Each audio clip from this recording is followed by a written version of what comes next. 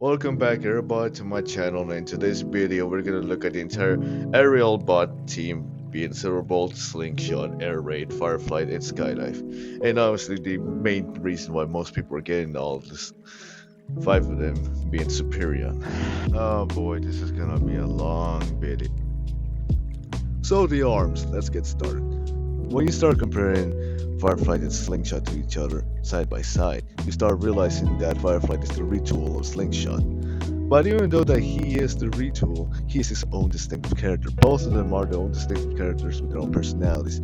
As well, that in this mold, which I find that is great, is the articulation. I find this to be one of the most solid figures in the whole set, in my opinion. Comparing them side by side, you can see what I mean, that both of them are a retool or a repaint from each other. They still feel unique. Both of the molds feel unique to themselves, which is something impressive in a way. The legs, Skydive and Air Raid. I feel that both of these, they are decent figures. They are a little bit on the weaker side, a little bit more in the arms, which I believe they could have improved a little bit more. The elbow articulation, also the like of a wrist swivel. But I feel that they're alright. They try their best with them, but I feel that there could be a space for improvement. Another complaint that I have is mainly with how Air Raid and Fireflight, both of them look almost similar, especially with I have recorded this audio a couple times and I get both of them confused just because they almost look similar when you look at them. That's like my one complaint about them, but overall they are decent figures that aren't that bad. What I really like a lot is Skydive. I really like him.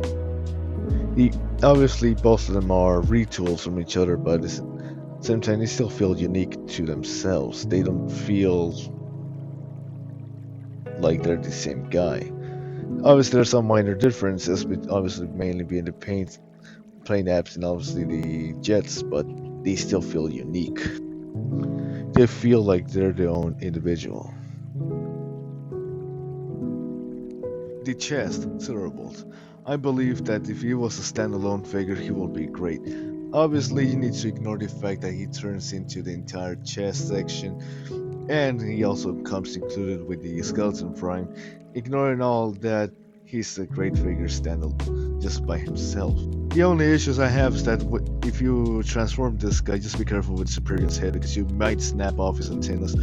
As well as this guy shares the same issue as these other aerialbots, being that the like of a wrist swivel. And also the waist kind of gets blocked off by the entire backpack, but other than that, there's really not that much of a big deal in my opinion. I really like as well the sculpt in this guy, but if you compare them with the rest of the team look amazing with each other, man. They really complement each other. But overall, Silverbolt and his entire team look amazing. And now let's just go over what let's just go over with articulation, man. In the head, they can look all the way up like that. Arms can move out, arms rotate entirely, just a little bit 90 degrees. No wrist or waist swivel, legs can kick out that far, they can go back that far. Tight swivel 90 degrees, and a pivot. So shoulders consist of a ball joint, head can look up that arms can go all around, they're all jointed in the arms, no wrist swivels, waist swivels, legs can kick out that far, they can go back that far, 90 degree bend in the knee, and a pivot. Consists of a ball joint, head can look up and the arms can move around by so more than 90, no swivel, waist swivel, legs can kick out far, they can go back that far, double bend in the knee, and then a pivot.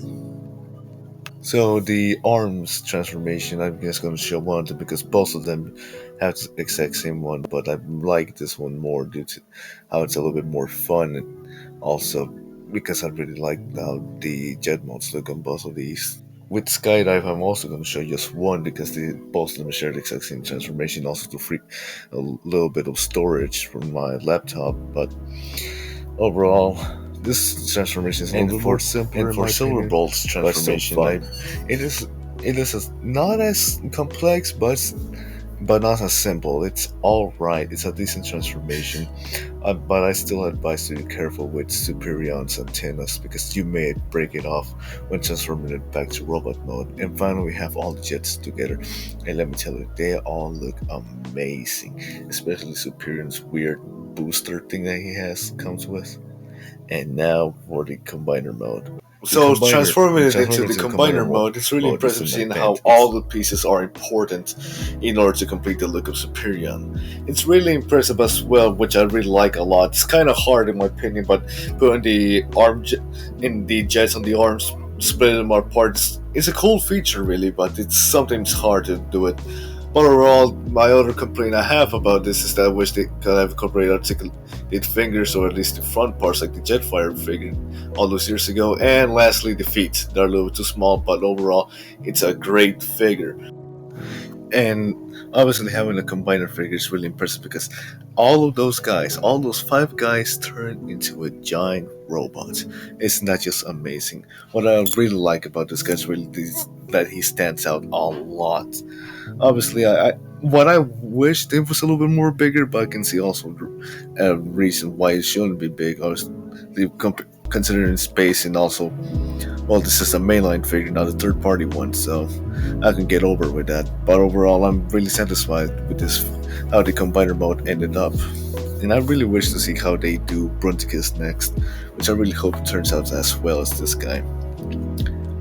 And finally, for the articulation. Articulation is a budget, you can look up that much, you can look down that much. Arms can go all around, arms can move outside, bicep swivel, 90-degree bend, can move, hands can move like that, wrist swivel, waist swivel, and even an ab crunch if you disconnect it from its place.